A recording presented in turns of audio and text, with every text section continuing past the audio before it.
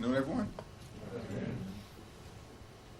1 year in to Donald Trump's presidency, the verdict is clear. Donald Trump and Republican policies have been a complete and total failure, a disaster for the American people, and the American people know it. The cost of living is way up, and the quality of life of the American people is way down. And Republicans continue to be focused on all the wrong things. This week, the Republican focus has been on Greenland, Jack Smith, and Bill and Hillary Clinton. That's their focus this week. Not driving down the high cost of living for everyday Americans in an environment where there is an affordability crisis that is crushing working class folks, middle class folks, and the American people all across the country. House Democrats are going to continue our focus on making life better for the American people, on driving down the high cost of living, fixing our broken healthcare system, and cleaning up corruption wherever it is found. In the Congress, at the Supreme Court, and within the administration. The American people have clearly spoken as it relates to the failures of the Trump administration and Republican policies, particularly as it relates to the economy. Republicans need to wake up and stop trying to jam their extreme policies down the throats of the American people and work to actually get something done that is designed to make life better for everyday Americans. That's our job, and that's what Democrats will continue to be focused on. Lowering costs, fixing our broken healthcare system, and delivering a country that actually works for working class Americans. Questions? Mike? You just spoke about cost of living and Democrats focusing on affordability and all of the issues that you're talking about from us. Do you feel that with the funding bill presumably crossing the finish line later on this afternoon, no must pass bill on the horizon, that you all can get laser focused back on this issue without the context of the appropriations bills kind of taking up a lot of the oxygen on the hill? Well, it's definitely important that we fund the government in a way that's consistent with our values. And in terms of many of the pieces of legislation that will be before the House later on this afternoon, we believe that that has been achieved. Significant progress has been made as it relates to the labor H bill in terms of protecting the health, the safety, and the well-being of the American people. Increased funding as it relates to community health centers, PBM reform, protecting safety net hospitals all across the country from significant cuts that they may be facing otherwise.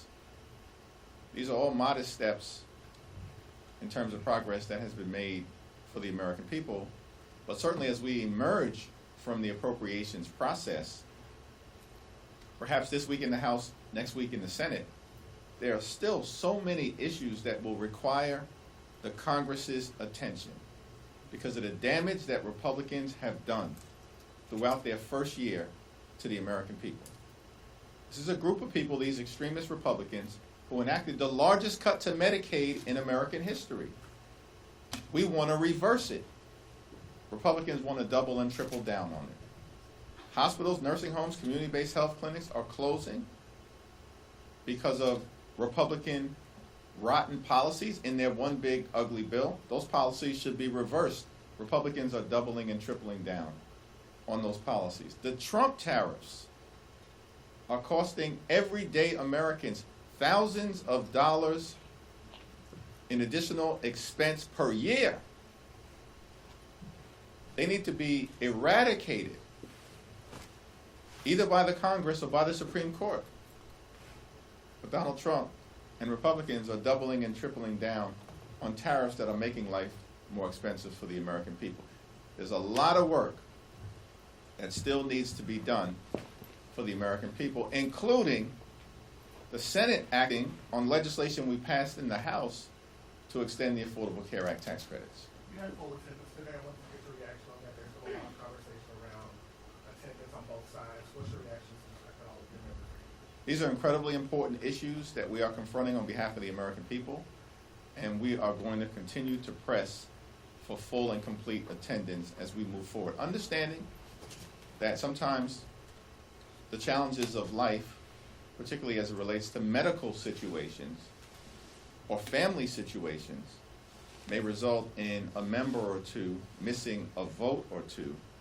But under the leadership of Catherine Clark, our Democratic whip, we're working hard to make sure as we move forward, it's all hands on deck here in the House of Representatives. Senator Jeffries, have you determined yet if you are going to launch a probe into Kristi Noem and what that would look like? We haven't ruled anything in and we haven't ruled anything out, but what is clear is that Kristi Noem is a corrupt political hack who is deeply unqualified and is unleashing brutality using taxpayer dollars on the American people. ICE is out of control and operating in far too many ways in a lawless fashion, and the American people know it, which is why the American people have turned against Donald Trump and his extreme immigration policies. So once we get through the appropriations process, which is what is in front of us right now, we'll continue to have conversations, particularly with the leaders of the relevant committees, Benny Thompson, Robert Garcia, and Jamie Raskin, about what accountability can look like so that the American people actually have their taxpayer dollars spent in ways that are designed to promote their safety and uplift our values as Americans, as opposed to what we're seeing right now from ICE, which is that they're using taxpayer dollars to inflict brutality on the American people.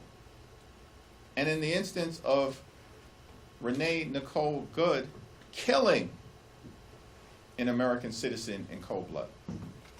Thanks. Back to this side. Sorry. Thank you, Leader. I want to get your thoughts on protesters going into a church in Minnesota during worship hours. Is that okay? Do you support that? Especially when one person who was involved with that was Don Lemon, who's been a guest of yours on the Hill before. I haven't followed that particular situation, so I'm not really in a position to comment on the specifics there. What I will say is, as someone myself who's grown up in the Baptist Church, continue to be an active member of the Cornerstone Baptist Church, come from a deeply religious community, I think across the board, we all should respect houses of worship. Churches, synagogues, mosques, temples. Let's all respect houses of worship. We can agree to disagree on a whole host of issues, and we should disagree strongly with the extremism that we're seeing unleashed on the American people by Donald Trump, his administration, the attacks on healthcare, the attacks on the economy, and the attacks on law-abiding immigrant families. We should disagree with those things with righteous indignation. And not being familiar with the specifics of what may have happened in Minneapolis, I certainly believe that all of us, consistent with the First Amendment and freedom of religion, should respect houses of worship. Thanks. Just to push a little bit further on ICE, I mean, we talked about accountability. We say in this joint statement that you just put out that we've tried to push for different accountability measures, but they keep getting rejected by Republicans. You're obviously encouraging your members to oppose DHS funding, yet Speaker Johnson is saying he believes he has the vote. So really, what more can Democrats do to hold ICE's feet to the fire? Well, what's in front of us right now is the fight around the appropriations bill, and as we indicated in our statement, the American people deserve an immigration and customs enforcement agency that conducts itself in a manner consistent with every other law enforcement agency in the country. That is not too much to ask in the United States of America. But ICE is totally out of control, using taxpayer dollars to brutalize American citizens and law-abiding immigrant families. So what we will continue to press are common sense changes that should be mandated as part of the law, including but not limited to judicial warrant requirements before American citizens can be seized out of their home or while driving to and from work or picking up their children from school. We believe that body cameras should be mandated, as is the case with every other major law enforcement organization across the country. There should be an explicit prohibition on the excessive use of force, and the law should be made clear that no one in this country is above the law, and therefore ICE agents who break the law don't have absolute immunity. We believe there should be a prohibition that's explicit in the law that prohibits ICE from being able to storm churches, synagogues, mosques, houses of worship, hospitals, and schools. Let's start there. That's consistent with prohibitions that exist or protocols that exist connected to every other major law enforcement agency in the country. Why should ICE be conducting itself any differently? And there definitively should be a ban on masks and an explicit prohibition that would prevent ICE from detaining or deporting American citizens. These are the things that we will continue to push for today, tomorrow, this week, next week, this month, next month, until ICE is brought under control. Thanks. You, middle, sorry, yeah. All three of you raised your hand at the same time, so I was a little confused and thrown off. Thank you, Mr. Chair. I wanted to know, so today the House, as part of this, when we were having, you guys were voting on, you guys are actually increasing, or you would increase the budget that's going to the Department of Housing and Urban Development, and that is a rejection of the cuts that the White House wants to do on a lot of, thousands of, housing programs. What does it say about your colleagues across the aisle that they're willing to go against Trump's wishes on that? Well, the provision as it relates to increasing funding for the Department of Housing and Urban Development, and particularly as it relates to affordable housing initiatives, is a big win for the American people, achieved by House Democrats, partnering with Senate Democrats, who are fighting hard to lower the high cost of living. And we know that housing costs are out of control in this country. Donald Trump basically wants to eliminate the Department of Housing and Urban Development and affordable housing programs. We know this to be the case. And the so-called HUD secretary is deeply unqualified. I don't even know the dude's name. That's how irrelevant he is in terms of policy making at this point in time. And basically he's undermining his own agency. And so Democrats and Republicans who have joined us, I think now recognize, particularly after Republicans were decimated and crushed electorally in the midst of the longest government shutdown in American history that they caused, and then were losing races all across the country up and down the ballot, that they need perhaps to partner with Democrats who are leading the way on dealing with the affordability crisis in this country. And that, I think, is one of the reasons why we were successful, led by Rosa DeLauro and Jim Clyburn, who's the top Democrat on the HUD Transportation Subcommittee, in achieving this important victory for the American people. More than $40 billion in increased funds for the mission of the Department of Housing and Urban Development, designed to ease the crushing housing burden as it relates to costs on the American people. Thanks. Really active group today. Look on the back. Thank you. Yesterday, 9 House Democrats voted with Republicans to hold former President Bill Clinton in contempt. Were you or your team trying to advise those members not to vote on contempt, and what is your position on whether the Clintons should be held in contempt? I strongly support the position of Robert Garcia and Jamie Raskin, and have indicated that publicly, and also in my conversations with any member who has asked for my perspective on this issue before the committee. When it gets to the floor, if we need to have a broader caucus-wide conversation about it, we will. And my position remains unchanged, and it's the same position that is held by Robert Garcia, Jamie Raskin, Nancy Pelosi, and many others, which is to the extent that anyone in this town or country should be held in criminal contempt, it is the Attorney General of the Department of Justice or the Deputy Attorney General or whoever within the Department of Justice is responsible at this point for violating the law, which requires millions of documents that the Department of Justice has refused to release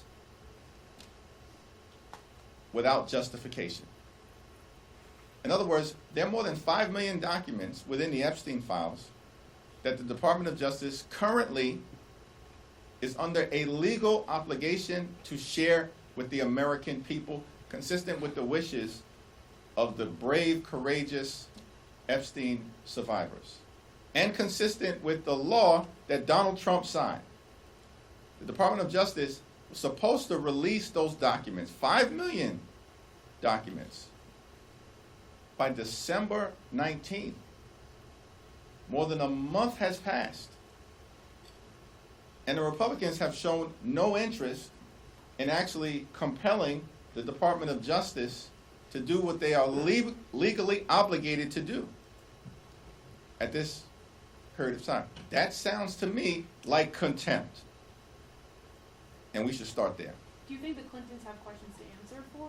I think that the Clintons are working in good faith to try to reach an accommodation with the Oversight Committee in order to sit down and offer their testimony, which is part of the reason why, in my view, the effort by James Comer lacks any credibility, because it has always been congressional practice that if someone's under subpoena, you work to find a reasonable accommodation in order to receive their testimony. Now, James Comer subpoenaed more than 10 different individuals, and he's released every single one of those individuals, including 8 members of law enforcement, like Christopher Wray, the former FBI director, who was the FBI director when Jeffrey Epstein was in custody and ultimately killed himself. And Christopher Wray and all of these other individuals were able to say to the committee they had no information. Very similar statement that the Clintons made. And Christopher Wray and all of these other Trump administration officials were released from any obligation to show up. And yet James Comer demands, even in the midst of good faith negotiation, that the former president and the former Secretary of State and First Lady show up. Why? Why did he make that demand and treat them differently than every other person who was under the same subpoena, who were actually part of the Trump Justice Department when all of this stuff unfolded? And so, again, I share the same position that Robert Garcia and Jamie Raskin hold, and hopefully there'll be some resolution to this in the next week or so. But if Comer tries to bring this resolution, he wants to lock Hillary Clinton up, consistent with what Donald Trump's been saying now for 10 years, lock her up, as opposed to actually focusing on the things that matter for the American people, then we'll deal with it appropriately. Thanks. Oh, yeah, good. On Judge Perlman's decision in the New York court, I spoke to Mike Lawler, and he characterized this as a partisan exercise. He accused you of corrupting the New York courts. Should we expect? I didn't know I had that much power. Should we expect partisan gerrymandering in New York? What you should continue to expect is that Democrats are going to fight for a fair national congressional map. Period, full stop. We told everyone this when we first came through this moment. Told everyone this. But for whatever the reason, people were skeptical about the Democratic capacity and willingness and ability to fight back. Republicans started this gerrymandering fight. Democrats are going to end it. I'm looking forward to my meeting later on today with Governor Wes Moore. The people of Virginia are going to have an opportunity to vote on a fair map in the Commonwealth in the next few months. We're going to fight back against the effort by Donald Trump, Ron DeSantis, and Florida Republicans to gerrymander the congressional map. And of course, people voted for you, right? Republicans and the extremists. Included in this new Reinvest funding, though, is $5 billion for refugee welfare programs. Amid this affordability crisis that you speak of, why is it the responsibility of the taxpayers to pay for refugees when we have a homeless and unemployment crisis around? I think that's the question that you're going to have to ask Speaker Mike Johnson and the Republican chair of the Appropriations Committee, Tom Cole. Several of your members are planning to vote for the DHS funding bill. Does that undermine the argument that you just made and that many of your members have made that ICE is out of control and needs to be reined in? I think you'll have to ask every individual member who's going to vote the best interest of their district why they've chosen to vote one way or the other. Thank you, Mr. Jeffries. Do you have any concerns about voting no on that DHS funding bill, given that DHS obviously isn't just ICE, it's also TSA agents, FEMA, particularly ahead of what's projected to be a pretty big snowstorm hitting the country this weekend? Yeah, we will continue to support FEMA. We will continue to support the Coast Guard. We will certainly continue to support the TSA, but we are not in a position to support the lawless behavior by ICE to use taxpayer dollars to brutalize American citizens. Thanks. How is the approach still going to be sewed together into one giant package that the Senate? Are you urging Senate Democrats to oppose that whole package? Well, the Senate Democrats are going to have to evaluate the totality of the package, which is what they will do. And as I've documented in my conversation here today, and as is clear and obvious, a lot of progress has been made within the appropriations process for the American people in terms of addressing issues of concern. Be those issues related to the quality of life of working class Americans, middle class Americans, and everyday Americans, as well as our national security concerns and standing up for our military. It's the reason why, in terms of what's going to be before us in the House of Representatives, I'm going to support the 3 bills related to labor, healthcare, transportation, infrastructure, and defense. Thanks. Thank you, Mr. Leader. So, kind of to Andrew's question, some of your members are going to be voting to fund DHS with this upcoming bill. Is the Democratic tent big enough for all of these members? And you put out that joint statement with leadership saying you're going to vote against this. Are you comfortable with your members pushing back on that? Here's the interesting thing about kind of where we find ourselves. I don't know what's unclear about this. Republicans are losing. Their policies have been a disaster for the American people. the economy is falling apart in terms of the affordability crisis and the Republican refusal to drive down the high cost of living, which is what they promised they were going to do on day one. We now are past year one, and things aren't getting better for the American people, they're getting worse. Donald Trump and Republicans have created a healthcare crisis that is devastating to everyday Americans, yet they can find $40 billion to bail out Argentina, spend billions of dollars trying to run Venezuela when Donald Trump and his administration don't even know how to run the United States of America, but they can't find a dime to extend the Affordable Care Act tax credits, which means tens of millions of people, as we speak, are at risk of being unable to go see a doctor when they need one. So from a value standpoint, Democrats are standing on the side of the American people, and Republicans are standing on the side of their billionaire donors. Because all they care about, Republican extremists at the end of the day, are massive tax breaks for their billionaire donors and subsidizing the lifestyles of the rich and shameless, the wealthy, the well-off, and the well-connected. Now, as Democrats, our view of governing is clear. Unity is different than unanimity.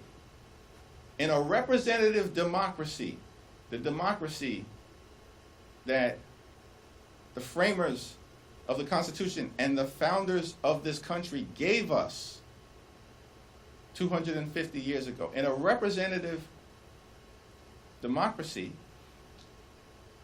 you're never going to achieve unanimity on every single issue if it's functioning the right way.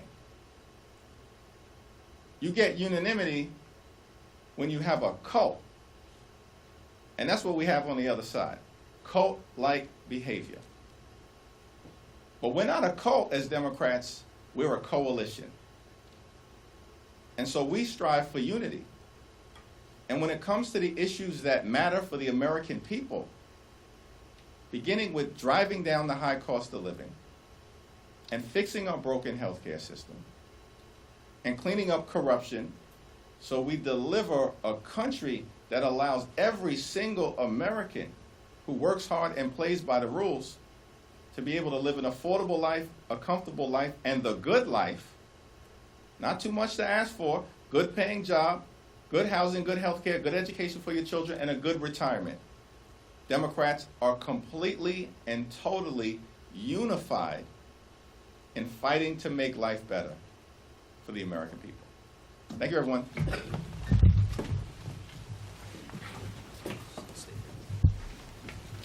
Wait just a second. We have one more thing to share. We want to say a heartfelt thank you for watching and supporting PBS News. Without you, we simply wouldn't be able to provide the news and the information that you trust. So thank you from everybody here at PBS News. Support journalism you trust. Support PBS News. Donate now, or even better, start a monthly contribution today.